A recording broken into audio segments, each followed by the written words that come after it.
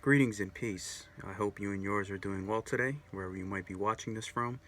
Now, the title of today's video will be, what is the difference between the social club Mason, the spiritual esoteric Mason, the light Mason, and the dark Mason? And these are questions that many have, but they do not know the answer to it. So in this video, to my understanding, I will try to describe it in the best way that I can, and how to identify each element as such. Because in the terms of the journey of spiritual fulfillment, self-improvement, there are always factors here and there that need to be understood. So starting with the social club Mason. Now, he is somebody that is just happy with the, I guess, the dinners or the events here and there, and nothing really about spiritual growth or personal growth. Just a place for networking and just having some place you could go and make friends or chat with people. And this individual is usually like in the, I guess, older generation. There's like a majority of them, like retired guys or other people. Maybe a few younger ones, probably very few. But, you know, these people are often in that Masonic category as well, but there are ones that usually don't really know anything in terms of the knowledge or how like things really work in terms of the personal, spiritual, and esoteric knowledge of the entire thing. And the lessons that apply for Freemasonry, yeah, there might be, you know, you have good and bad everywhere. There might be those that follow it, but then there are those that also act the same way that they did before they became social club Masons. In terms of, let's say, if you're taught to respect everybody equally and call everybody a brother, but then that same person would go online and act in a disorderly manner or post anything that might be hurtful to another brother in terms of race, religion, political stance. I mean, you're taught to be a better person, but there are those that think that me being a part of this organization is going to give me connections and power and jobs. But that's not true. See, that's the social club Mason. He thinks that going in there is going to help him in some way, but it's only an aspect of self-improvement if you're willing to realize and get these answers and apply those lessons to your life. So most people don't know the average Mason out here is just trying to survive, take care of his family, try to do the right thing just like anybody else is. And that's where those that come with the social intention, they often get disappointed, and they either stay because maybe they found some kind of a clique or some kind of a networking group, or they withdraw, thinking that, oh, this is what I expected, and they get disappointed, not knowing that this is a path of self-improvement. It's not about somebody just holding your hand and doing whatever. It's you have to take responsibility, and you are taught those lessons to uphold those values. Now, moving on to the aspect of the esoteric spiritual Mason, and this is majority of the young generation from what I've seen today. They are the ones that often they come in and they do what they do, and they get disappointed with the lodge system and thinking that, you know, these guys don't know anything. You know, whatever I learned, I basically learned it on my own.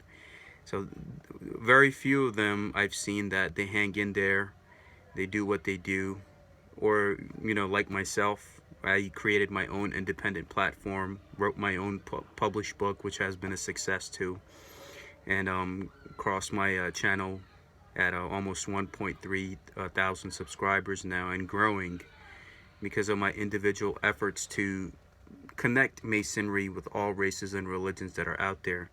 I didn't see nobody else doing what I was doing, and I realized in Masonry, you are given the objectives and basically are given the knowledge. And if you choose not to apply that, like the social club Mason who comes in with the wrong intention, then you basically get disappointed, because Masonry is also about your effort, your intention, and the energy and your attitude, and also the lodge that you choose. That matters too with your experience. So the thing is that with the esoteric spiritual Mason, he's trying to find out, why am I here? What is this whole life thing about? How do I connect with other people? And majority of them get disappointed with the lodge system. And I know since I made my YouTube channel, I have Masons from all over the world emailing me, thanking me. Some of them saying that you helped me reignite some change within my own lodge, within my own life. And some of them were on the brisk of leaving, and they changed their mind because I'm someone who has entered it, got disappointed, and through some experiences as well. I fought against them. I left, and then I came back again. So I'm someone that has seen both sides of the fence, and the aspect of order out of chaos. You have to fall down in order to get back up stronger, and to continue the fight, not just for myself, but for the other brothers that are out there, other Masons that are feeling disenchanted. That, okay, this is nice and everything, but how is this helping me become a better person? How is this helping me become a better husband, better father, better human being? Just a overall good conduct of who you are. So that's where I took my own individual efforts, and Almighty God has blessed me, because you always have to trust God. And God has helped me with that endeavor in terms of channel videos and making a video, okay, Masonry with similarity with this faith, with this philosophy, with this religion. So every individual person, when they, let's say, search for Lakota virtues like the one that I did, or Sufism and Freemasonry, it will come up. Before, it wasn't there. And maybe if I hadn't did what I did, then those building blocks wouldn't have been there. So we're all builders. We all have a responsibility to leave a better world behind than how we found it in. And that's the goal of the esoteric spiritual Mason. He's not only trying to help himself, he's thinking, even after I leave from this world, what can I leave behind for people to benefit from? And I got all my stuff out there on the internet for free, whoever's willing to learn. Over 150 plus videos and lectures. So that's the aspect of the esoteric spiritual Mason. He's trying to do the right thing, understand that, hey, it's not just a social club aspect where, okay, you go to lodge and, okay, dinner and all that stuff, and then after that you just go out and get drinks. There was a brother who had expressed that, where is God in all of this? How is this helping me become a better human being? Or how am I being a man of virtue when it's about God and being a better human being, but then I'm dealing with all of these social club individuals who just want to hang out, get drinks, and some of them are probably cheating on their spouses too while they go out and get drinks. So where's God in all of this? Or about being held accountable to a higher standard for a man of integrity and value.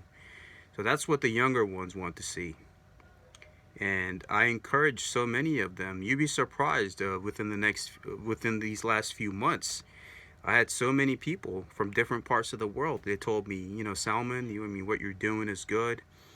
And some of them were on the brisk of leaving. And I brought them. I said, if we leave, just like how I did, and then I came back, because I realized that if I wasn't going to come and put up this fight in my own individual effort, then there were not going to be any long-term changes. So you have to be the change you wish to see in the world.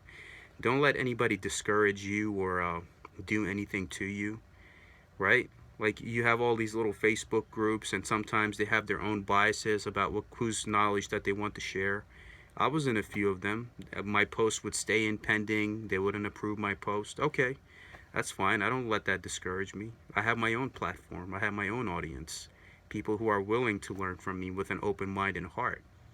Not just because of the color of my skin or me being a Pakistani Muslim that they discount me already, that they don't want to hear what I have to say.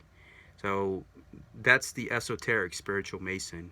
He knows that sometimes the aspect of order out of chaos, the black and white tiles, sometimes God makes you laugh, then he makes you cry, because he wants you to learn from all of those lessons. And that's only to be understood by a few. Those are the ones that hold the key to Freemasonry's future and the true mantle. So moving on to the light Mason, and also to add on to the esoteric spiritual Mason, continue your individual efforts. As we see everything going into a digitalized version of many different fronts that are popping up, people with their own podcast and channel and books, you have the capability to do the same that I did. I'm nobody at the end. I'm just like you, trying to find answers to life. And please do the right thing, whatever you can do, and represent yourself, not just in Masonry, but any family situation, work, any organizations you might be involved in. Represent yourself to the highest integrity, because that's what the true Mason is, a man of his character. So moving on to the Light Mason. The Light Mason is all about love, light, unity, happiness, prosperity. He sees Freemasonry as a brotherhood and its tenets, that if I can come here and love all of my brothers, no matter what their race or religion, myself as a Sufi Muslim and Pakistani, if I can come and have white brothers, black brothers, Jewish, Christian, Hindu, you name it, and we can all be united in one banner.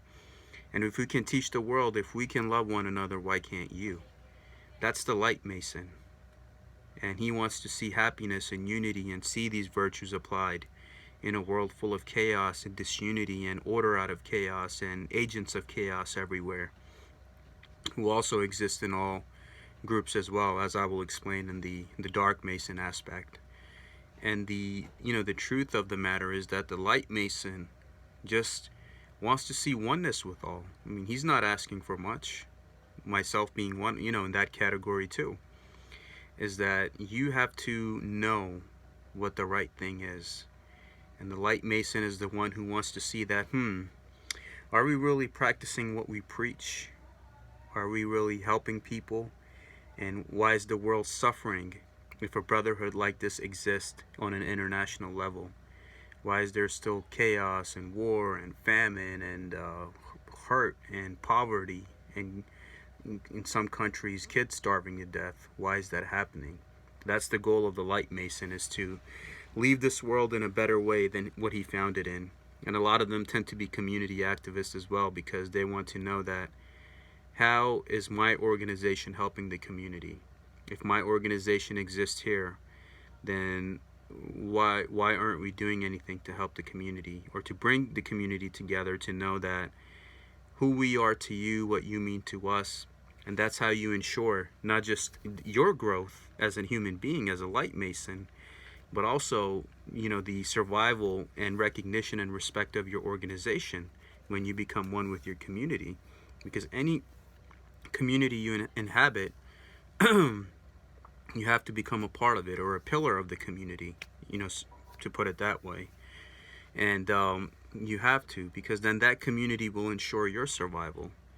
That's what they teach you in customer service, right? When you're like a rep designated to a certain area, and they tell you, in order to motivate the people under you to have higher sales, build friendly relations with them. That's what they teach you. And I've experienced it myself running a business in Philadelphia.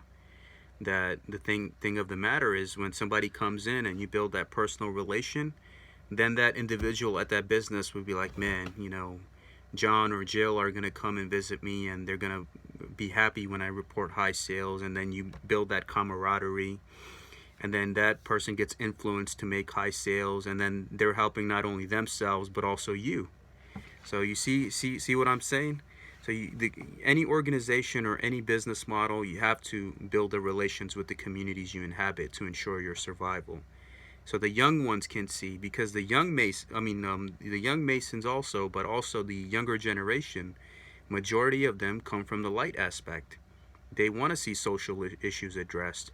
They don't want to see no bigotry, people still being stuck in old ways, or not practicing what they preach, or saying that I'm this, and this, but then they go online and act like a fool without any etiquette.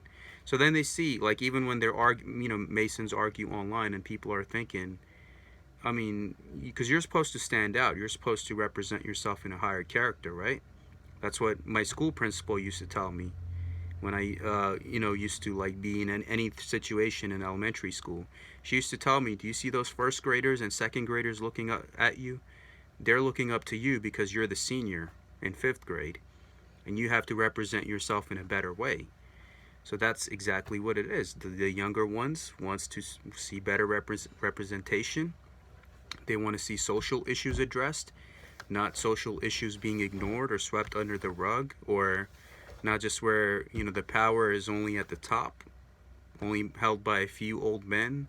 Everyone else is running around in circles and nothing's actually being changed. So that's who the Light Mason is. Like with all these things that I've addressed, that's the change they want to see.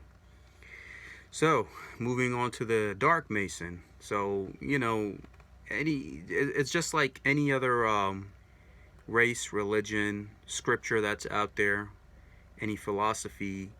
When you remove the human element and you notice that, okay, all of these faiths are good, they're teaching you to be a good human being, everything is good, love your neighbor, etc., etc. But then man comes in with his own division, perversion, and interpretation of each matter. So each nationality, race, religion, country, I've seen it, I've been over the world. Everyone has their set of dark characters that are lingering in the corner. You have the same in Freemasonry as well. Most people, and I tell people, as I sit down with them, that not all Muslims are evil, not all Masons are evil. You have to sit down and get to know somebody personally. And know, okay, Islam teaches me this, this, and this. It's not telling me to hurt anybody. I read the Christian Bible. I'm someone that has attended Bible school as somebody who has seen oneness in all the human family. And I've seen that, okay, this doesn't teach this doesn't teach that. So it's about what is the actual faith teaching you, not by what the single individual is following and you paint the whole organization with a broad brush. So have that discernment to judge somebody by their character and not what they represent. Because that fight between good and evil, light and dark, and trust me, it exists everywhere you go. It's not just here in America. It exists in all races, religions, countries, and groups of the world, which brings me to the Dark Mason aspect. And these are the people who might be dark occultists. They might be involved in other malevolent things. Who knows? Maybe it's not known. Or they might be involved in anything which makes, anyone that's in their way perceive that, oh, these guys are evil, or this is this and this is that. Or even within their own groups dealing with the Light Masons, they might do them dirty, or they might, do something else. So you have that aspect of good and bad, light and dark, struggling for its survival, struggling for its insural and the long-term goal. But the truth of the matter is, they cannot exist without each other. Because if the light goes away, then the darkness loses its purpose. If the darkness goes away, then the light loses its purpose. So the world cannot have too much order, not too much chaos. It has to stay in between. You have to master those elements within yourself and know that, okay, I know who I am, what I stand for, and what I need to do. Smith couldn't exist without Neo. Neo couldn't exist without him. Joker and the Batman, vice versa, they had their purpose and existence for each other. So it's about balancing it out and know that, okay, there is that aspect of the light and the dark. Those who are involved in malevolent means and those who are involved in the good means. But don't forget, what is Freemasonry? It's by God, for God, and for man, to be united under that brotherhood, to be a good human being, to be charitable, to be good to your family. Everything about it, about Freemasonry and its true Eastern origin, is of the light. It's all light and love. But don't forget, like I explained in this video, you have the social club, guy, then you'll have the esoteric spiritual, then you'll have the light on the side of the light, and then you'll have the darkness. Just like how you can go to church. There might be those every Sunday that go there. Some of them are not good people, if you really found out who they were. And then you have people that might pray 5 times a day in the mosque. Some of them might not be good people. They might be cheating people in the business or doing other forms of darkness. So it's not like, the human element is safe in Freemasonry as well. You just got to know how to identify it and how to react to it. And continue with your purpose and not get discouraged when some of these characters might try to get under your skin. And just know that light and goodness is destined to win. It's not just limited to the brotherhood. It's everywhere. Trust me. The mosque, the church, you go to different countries, You know, people are fighting with each other. Some people have their own perversions and darkness. Other people want to see human goodness. So it's an internal struggle. But don't forget that Freemasonry is teaching you to trust God always and trust each other as a human family. And to know that good is always destined to win. Order does come, right? It's not chaos out of order, it's order out of chaos. So order always wins. So don't let anything discourage you. Always stay happy in your life. Know who you are. Identify and be secure in your position of who you are and what you stand for. And pursue your path that way. Like I've seen my calling with, if I know I'm making a difference with, you know, brethren from here in America, both mainstream and Prince Hall alike, they reach out to me and they say, thank you for all this knowledge you're putting out. They're not teaching me nothing here. So that's because I love my brotherhood, my brothers, and I want to ensure their survival, that they know how to see the oneness in all of these paths. Because that ultimately, when you improve the minds and hearts of the people and the people become better, ultimately the world gets better if its inhabitants get better and have empathy and understanding. So that's where I come in. I know my role in all of this, and I'm going to continue doing what I'm doing. And same, you got to find your role. You got to accept who you are, not be in denial, and continue to strive hard for who you are and what you represent. And know that these 4 categories that I described, if you've dealt with any one of them, doesn't mean that they represent the entire organization. So be mindful, like I explained, that this struggle exists everywhere. It's not just limited to you know, the brotherhood. So you have the social club guy then who's not basically learning anything, or he might have his own intentions about getting favors or jobs or whatever it is that's out there, not knowing that ultimately it's you got to help yourself, because God only helps those who help themselves. And second, you have the esoteric spiritual, who wants to see fulfillment and learning in his life and in the life of others, and he normally gets disappointed. Then you have but you know, thank God for the digitalization of whatever is happening now. Things are getting better, of the education and the lectures that are out there now. The third, now you have the light mason, who wants to see love and light and oneness and all. And then of course you have the dark element, and you know about that. So the aspect is, know the difference between these and know how to categorize and react to each situation as such, and know what true Freemasonry is. It's of love, light, unity, of improvement of yourself and with God and with your fellow man. Because one of my promises in my life to Almighty God is to reform and defend the Masonic Brotherhood, even if it takes me the rest of my life. I have to teach and educate people the best way that I can. And you know, to end this video, I would say that all opinions and thoughts expressed here are of my own as a free man under free speech, and I do not represent any Grand Lodge or organization. Thank you, and much love to all of you.